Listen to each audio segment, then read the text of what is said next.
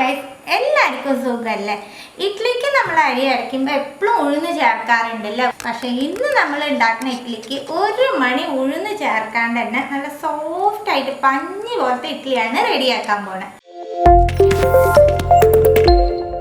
അരി അരയ്ക്കാനായിട്ട് 1 കപ്പ് പച്ചരി 1 ടീസ്പൂൺ ഉലുവയും കൂടിയിട്ട് നല്ലോണം കഴുകി നമുക്ക് 6 മണിക്കൂർ കുതിർത്തി വെക്കാം. അരി കുതിർത്തി വെച്ചിട്ട് 6 മണിക്കൂറായി. ഇനി നമുക്ക് അരയ്ക്കാം. 1/2 കപ്പ് അവിലെടുത്ത് 1/2 മണിക്കൂർ കുതിർത്തി വെച്ചേക്കണതാണ്. ഇത് അരിയുടെ കൂടെ ചേർക്കാം. 2 ടേബിൾ സ്പൂൺ ആവശ്യത്തിന് പുളിയുള്ള തൈര്, 1/4 കപ്പ് ചിരകിയ നാളികേരം, 1 ടീസ്പൂൺ ശർക്കര, 1/4 ടീസ്പൂൺ മഞ്ഞൾപ്പൊടി എല്ലാം കൂടി മിക്സ് ചെയ്യാം. ആവശ്യത്തിന് വെള്ളം ചേർത്ത് ഇഡ്ലി ബാറ്ററിന്റെ പാകത്തിന് നമുക്ക് ഫൈനായിട്ട് അരച്ചെടുക്കാം. 2 ട്രിപ്പായിട്ട് നമ്മൾ അരി അരച്ചെടുത്തു. 1 മിനിറ്റിന്റെ അടുത്ത് നല്ലോണം മിക്സ് ചെയ്ത് കൊടുത്തോളോട്ട. 8 മണിക്കൂർ ഫെർമെന്റ് ആവാനായിട്ട് മാറ്റി വെക്കും. മാവ് അരച്ച് വെച്ചിട്ട് 8 മണിക്കൂർ കഴിഞ്ഞിട്ടാ നമുക്ക് തുറക്കാം. മാവ് ഒരുപാട് പൊന്തി പുറത്തേക്കൊന്നും പോവില്ല. മിക്സ് ചെയ്ത് കൊടുക്കാം.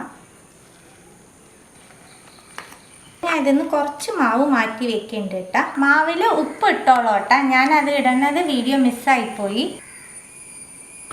വെള്ളം നല്ലോണം തിളച്ചിട്ടുണ്ട്. 10 മിനിറ്റ് ആവി കയറ്റി എടുക്കാം.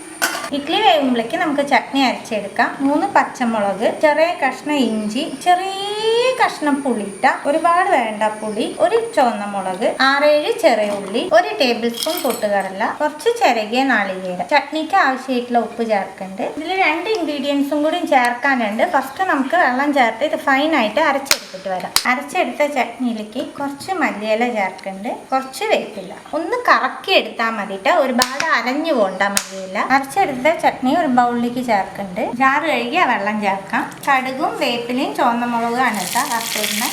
എല്ലാം ഒന്ന് ഇളക്കാം. ഇഡ്ഡലി ആയിണ്ടാവും. നമുക്ക് തുറക്കാം. ഇതൊന്ന് തണുക്കട്ടെ കേട്ടോ. ഇഡ്ഡലി പ്ലേറ്റിൽ നിന്ന് മാറ്റാം. 1 മണി ഉഴുന്നില്ലാണ്ടാണ് കേട്ടോ നമ്മൾ ഇത്രയ്ക്ക് സോഫ്റ്റ് ആയിട്ടുള്ള ഇഡ്ഡലി ഉണ്ടാക്കിയേക്കണേ. എല്ലാവരും ഇതുപോലെ ഇഡ്ഡലി ഒന്ന് ട്രൈ ചെയ്ത് നോക്കണം. ട്രൈ ചെയ്ത് നിങ്ങളുടെ ഫീഡ്ബാക്ക് ഒക്കെ അറിയിക്കുക. പുതിയൊരു റെസിപ്പി ആയിട്ട് അടുത്ത വീഡിയോയിൽ കാണാം. See you. Bye.